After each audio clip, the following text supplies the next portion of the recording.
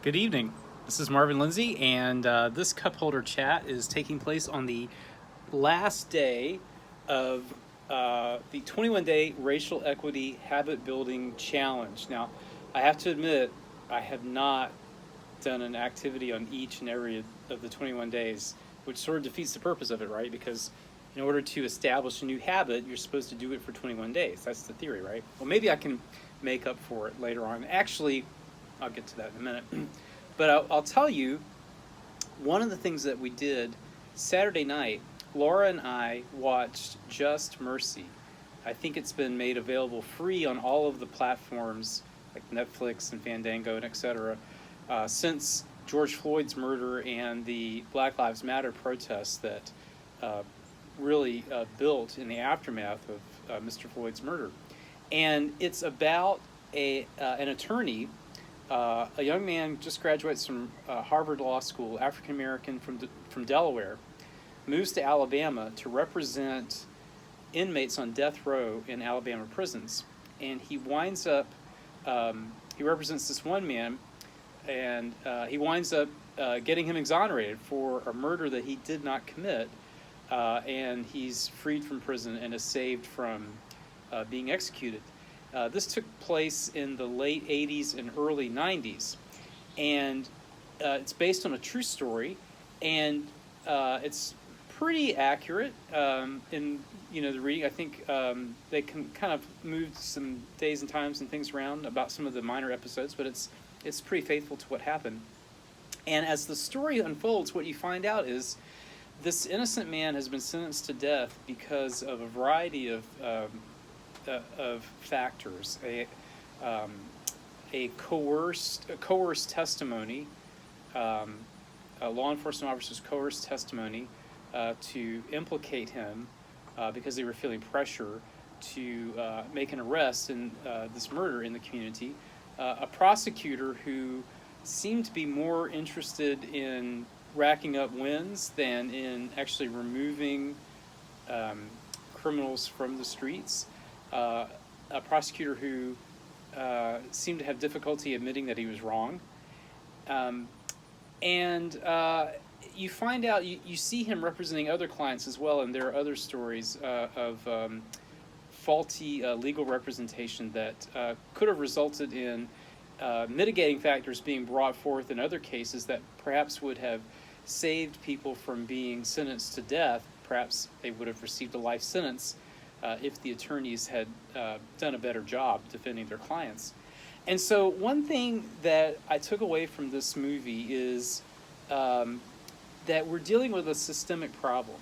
When you have incompetent defense attorneys and you have prosecutors and law enforcement officers that are relying on coerced and false testimony to get a victory in court by any means necessary, and then appellate judges who are just simply deaf to the evidence, then it's a systemic problem. You're not dealing with a few bad apples. You're dealing with a system that needs to be changed.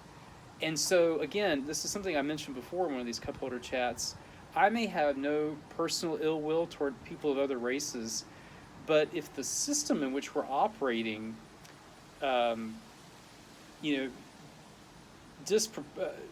disproportionately sentences African Americans and other people of color to harsher sentences than whites, and winds up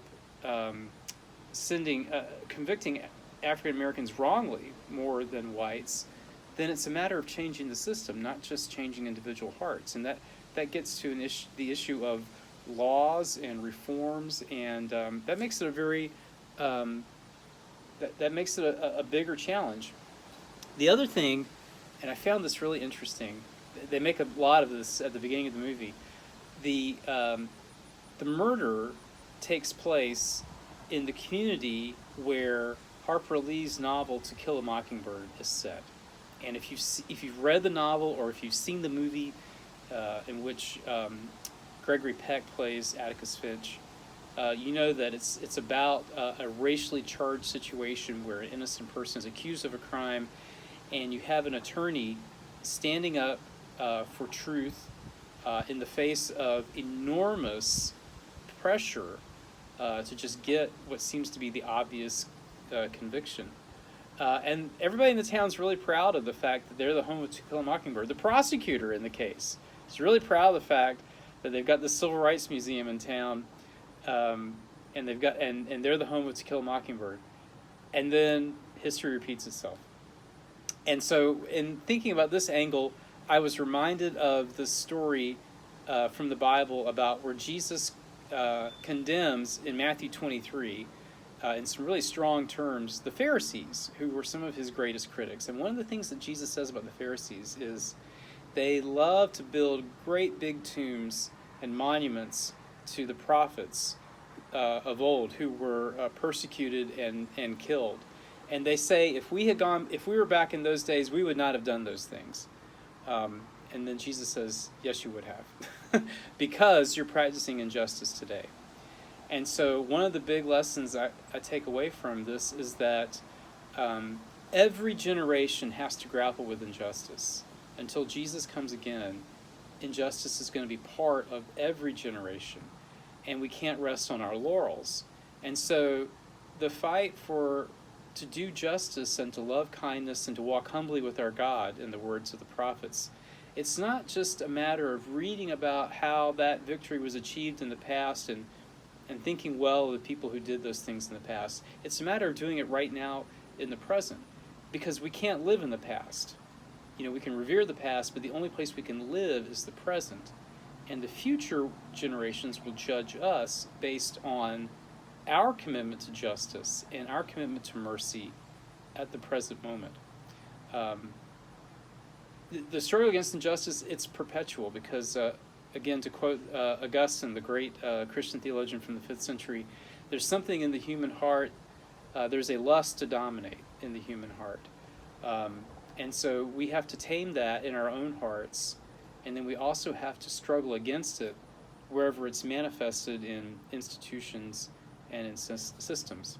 So let's commit ourselves to the work of making a more just, a more merciful society, a society where we treat each other more like God in Jesus Christ treats us, a place of just mercy, which is the title of the movie.